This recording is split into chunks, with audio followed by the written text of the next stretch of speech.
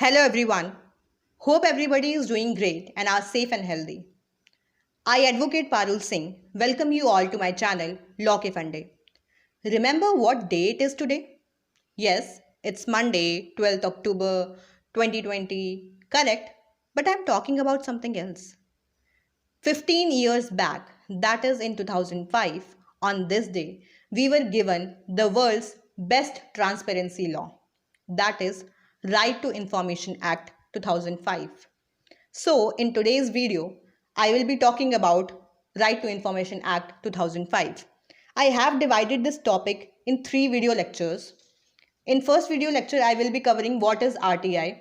In second one, I will be covering how to use RTI. And in third one, I will be covering why is it that RTI works when no other law has worked.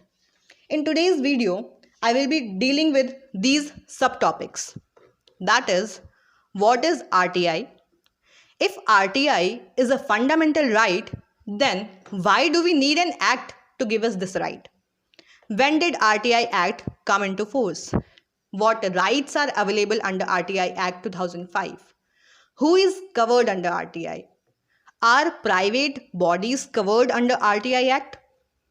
Isn't Official Secrets Act 1923 an obstacle to the implementation of RTI Act? Can the PIO refuse to give me information? Does the Act provide for partial disclosure? Can access be denied to file notings? So, here we begin with our today's video lecture.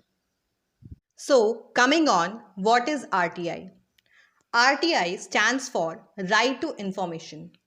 Right to information is a part of fundamental right under Article 19(1) of the Constitution. Article 19(1) says that every citizen has freedom of speech and expression.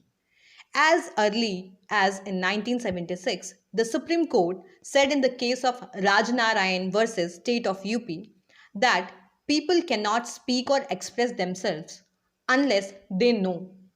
Therefore, right to information is embedded in Article 19. In the same case, Supreme Court further said that India is a democracy.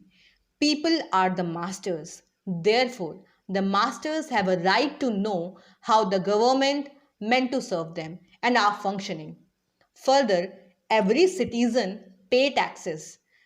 Even a beggar on the street pay tax in the form of sales tax, excise duty, etc.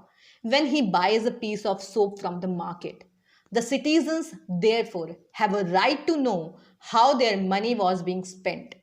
Now the question arises, if RTI is a fundamental right, then why do we need an act to give us this right? This is because if you went to any government department and told the officer there, RTI is my fundamental right and that I'm the master of this country, therefore please show me all your files, he would not do that. In all probability, he would throw you out of his room. Therefore, we need a machinery or a process through which we can exercise this fundamental right. Right to Information Act 2005, which became effective on 13th October 2005, provides that machinery. Therefore, Right to Information Act does not give us any new right, it simply lays down the process on how to apply for information, where to apply, how much fees, etc. etc. Now talking about when did RTI Act came into force. The Central Right to Information Act came into force on the 12th October 2005. However, before that, 9 state governments had passed state acts. These were Jammu and Kashmir, Delhi, Rajasthan, Madhya Pradesh, Maharashtra, Karnataka, Tamil Nadu, Assam, and Goa. Now, what rights are available under RTI Act 2005? Right to Information Act 2005 empowers every citizen to ask any questions from the government or seek any information. Take copies of any government documents. Inspect any government documents.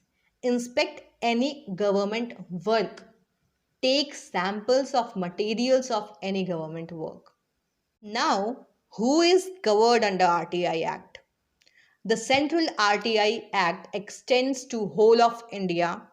All bodies which are constituted under the Constitution or under any law or under any government notification, or all bodies, including NGOs, which are owned, controlled, or substantially financed by the government, are covered. Now the question arises, are private bodies covered under the RTI Act? The answer is all private bodies which are owned, controlled, or substantially financed by the government are directly covered. Others are indirectly covered. That is, if a government department can access information from a private body under any other act, the same can be accessed by the citizen under the RTI Act through that government department. Now, isn't Official Secrets Act 1923 an obstacle to the implementation of RTI Act? The answer is no. Section 22 of the RTI Act 2005 clearly says that RTI Act would override all existing acts including Official Secrets Act. Now, can the PIO, that is Public Information Officer, refuse to give me information? The answer is a PIO can refuse information on 11 subjects that are listed in Section 8 of the RTI Act. These include information received in confidence from foreign governments, information prejudicial to security, strategic, scientific, or economic interest of the country, breach of privilege of legislature, etc. There is a list of 18 agencies given in second schedule of the Act to which RTI Act does not apply. However, they also have to give information if it relates to matter pertaining to allegations of corruption or human rights violation. Now, another question arises is, does the Act provide for partial disclosure? The answer is yes, under Section 10 of the RTI Act, access may be provided to that part of the record which does not contain information which is exempted from the disclosure under this Act.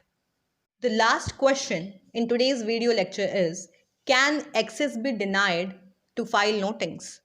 The answer is no. File notings are an integral part of the government file and are subject to disclosure under the Act. This has been clarified by the Central Information Commission in one of its order on 31st Jan 2006. So, I will wind today's video lecture here.